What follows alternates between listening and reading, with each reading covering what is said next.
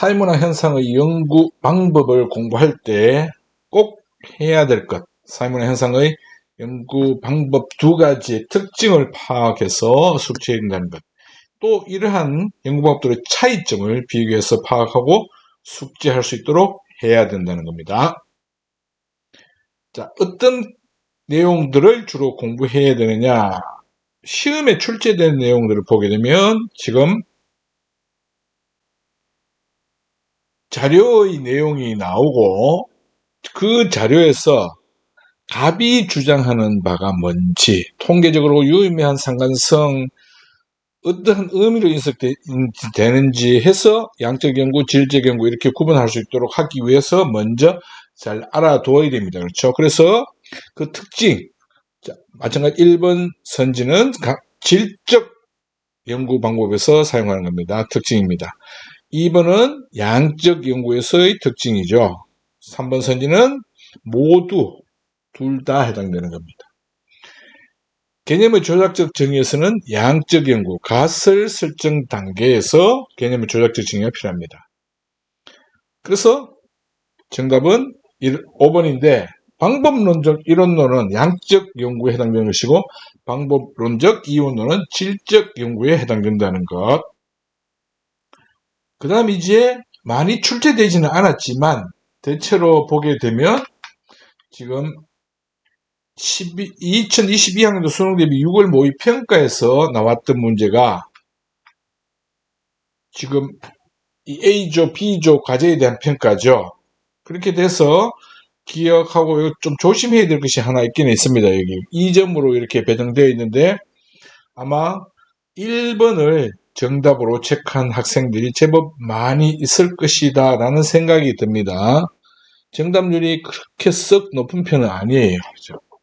자, 대체로 자료 수집 방법과 탐구 절차와 같이 공부해야 되기 때문에 이 출제자 입장에서는 이게 이제 연구 방법만 가지고 문제 출제하는 것이 상당히 어려운 과제가 되게 되죠. 그래서 같이 섞어놔야 좋은 문제를 만들어내기 수월해집니다. 그래서 공부할 때도 같이 공부하는 것이 좋다. 그렇지만 따로 일단 한번 공부해 봅시다.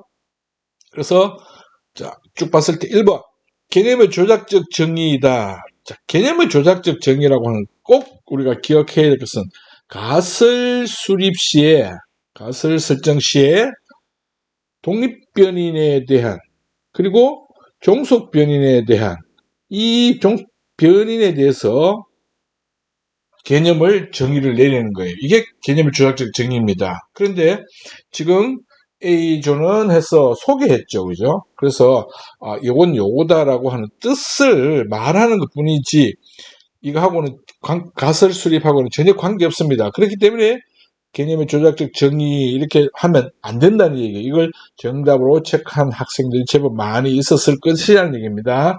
이 기회를 통해서 여러분들은 분명히 기억할 수 있도록 하기 바랍니다.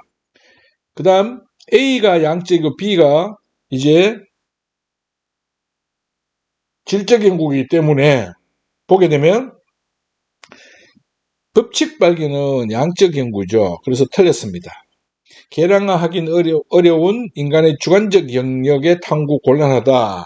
그래서 지금 이 양적 연구에 대한 한계, 단점을 설명해 놨습니다. 그렇죠. 그렇기 때문에 3번이 정답이 되게 됩니다. 4번. 자료 수집 과정에서 연구자의 가치 중립이 요구된다. 이건 모두 요구됩니다. 자료 수집 과정에서는. 자료 수집 이 과정에서는 가치 중립을 하고 자료 분석 과정에서는 이제 질적 연구에서는 어쩔 수 없이 분석을 연구자가 해야 되죠. 그렇기 때문에 그때는 가치가 개입되면 안 되도록 노력해야 되는데 어쩔 수 없이 개입되는 경우가 생길 수가 있다는 얘기예요. 그러나 가치 중립은 반드시 수집 과정에서 필요하다라는 것 모두입니다. 5번 A조가 사용한 방법은 방법론적 이원론, 방법론적 이원은 질적 연구에 해당되는 거죠. 방법론적 이론은 양적 연구에 해당되는 겁니다. 그러니까 반대로 바뀌어야 되죠. 자, 이런 문제도 나왔었던 적이 있었습니다. 실제 수능에서는 그렇게 많이 출제되는 것이 없죠.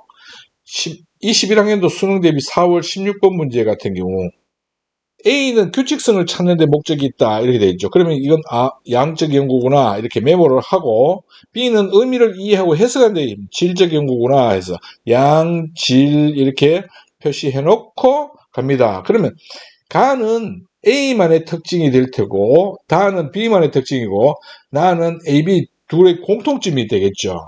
그래서 1번 행위 동기를 주된 분석을 한다. 행위 동기를 주된 분석을 하는 것은 바로 질적인 연구의 특징입니다. 개량화된 자료 양적 통계 분석, 양적 연구의 특징이죠. 연구자가 연구 대상을 분리할 수 없다고 본다. 분리할 수 없다는 것은 질적 연구에 해당되는 그러한 특징입니다. 그렇기 때문에 어쩔 수 없이 그 목적, 동기, 이유 이런 것들을 같이 알아봐야 된다 이렇게 보는 거죠. 반면에 양적 연구는 겉으로 표현된 것만 연구하는 겁니다. 4번 직관적 통찰, 이것은 이제 질적 연구에 대한 겁니다. 공통점으로 해당되는 것은 아니죠. 나는 공통점이 들어가야 되죠. 5번 사회문화 형성, 자연 형성은 본질적으로 다르다고 보는 것이 바로 질적 연구의 특징입니다. 그래서 5번이 정답 이렇게 됩니다. 이런 형태로 이제 공부를 해야 된다는 거예요.